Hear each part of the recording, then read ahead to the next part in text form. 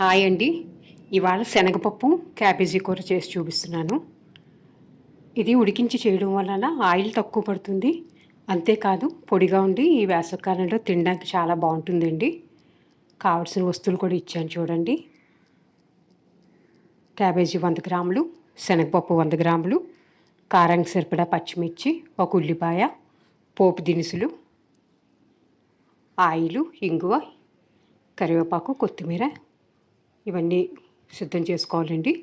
ముందుగా 100 గ్రాముల శనగపప్పును గిన్నెలోకి తీసుకుని నీటితో 2 సార్లు బాగా కడగాలండి.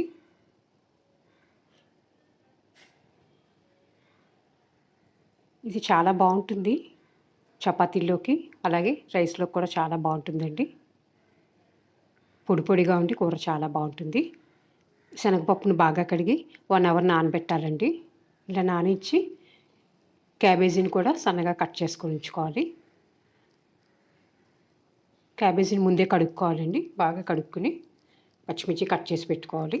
ఇప్పుడు నానిన శనగపప్పుని, క్యాబేజీని కూడా తీసుకుని రెండిట్లోని కొంచెం ములిగినట్టు నీరు వేసుకుని రెండింటిని ఒక 2 విజిల్లు వచ్చే వరకు ఉడికించి బాయిల్ చేసుకోవాలండి. కుక్కర్లో అడుగు నీళ్ళు వేసి ఈ 2 వేసి బాయిల్ చేస్తే బెస్ట్ అండి. చక్కగా బాయిల్ అవుతుంది. సమ్మర్లో ఎక్కువ మసాలా తినలేం కాబట్టి ఇలా చేసి చూడండి ఒకసారి. ఇప్పుడు పోపు పెట్టుకోవాలండి. ఒక పాన్లో ఆయిల్ వేసుకుని ఆవాలు, జీలకర్ర, వెల్లుల్లి వేసుకుని వేగనివ్వాలి. అలాగే ఒక 2, 3 ఎండుమిర్చి కూడా వేసుకోవాలి.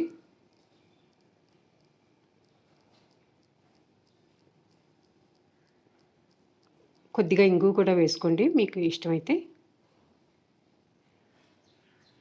చాలా బాగుంటుందండి, పొడి పొడిగా ఉండి. నెయ్యి వేసుకుని అన్నంలో కలుపుకోవచ్చు.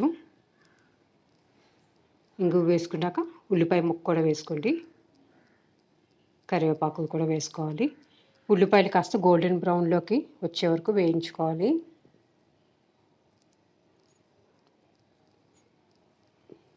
కొద్దిగా పసుపు వేసుకోవాలండి, ఒక 1/2 స్పూను.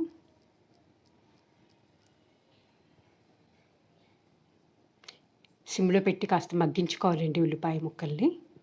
ఉల్లిపాయ ముక్కలు కాస్త మగ్గనిచ్చి మనం ముందుగా 2 విజిల్లు వచ్చి ఉడికించుకున్న శనగపప్పుని ఆ నీరు వాడ్చేసి శనగపప్పు క్యాబేజీలో కూడా నీరు లేకుండా చేసుకోవాలండి. ముందుగా శనగపప్పుని వేసుకోవాలి పోపులో. శనగపప్పు ఇలాగ చేతితో ముట్టుకుంటే చితికిపోయేలాగా ఉడికించుకోవాలండి. మరీ మెత్తగా ఉడికించుకుంటే కూరలో ముద్దగా అయిపోతుంది. అందుకే కాస్త పలుకుగా ఉడికించుకుంటే బాగుంటుంది. శనగపప్పును వేసాక ఉడికించిన క్యాబేజీని కూడా వేసుకోవాలి. రెండింటిని బాగా కలుపుకొని మగ్గించండి. సరిపడా ఉప్పు కూడా వేసుకోండి. నేను కాస్త గరం మసాలా కూడా వేసానండి. అందువల్ల టేస్ట్ ఇంకా బాగుంటుందని. వేయకపోయినా పర్వాలేదు, కమ్మగా ఉంటుంది. ఒకవేళ మీ దగ్గర పచ్చి కొబ్బరి తురుముగానే ఉంటే అదొక 1/2 కప్పు వేసుకోండి ఈ స్టేజ్లోని, చాలా బాగుంటుంది. అంతే అండి, అయిపోయింది కదా. దించే ముందు కొత్తిమీర తురుగు వేసుకుని దించుకోవడమే. చాలా అంటే చాలా బాగుంటుంది ఈ కర్రీ. వేడివేడి అన్నంలోకి, అలాగే చపాతీల్లోకి, పూరీల్లోకి కూడా చాలా బాగుంటుందండి. తప్పకుండా చేసి చూడండి మీరు.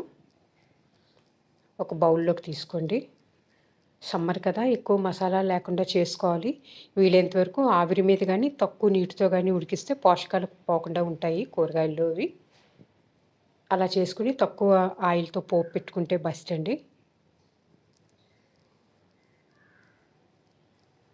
ఇలా ఒకసారి చేసి చూడండి, మీకు తప్పకుండా నచ్చుతుంది. ఎంతో రుచిగా ఉంటుంది.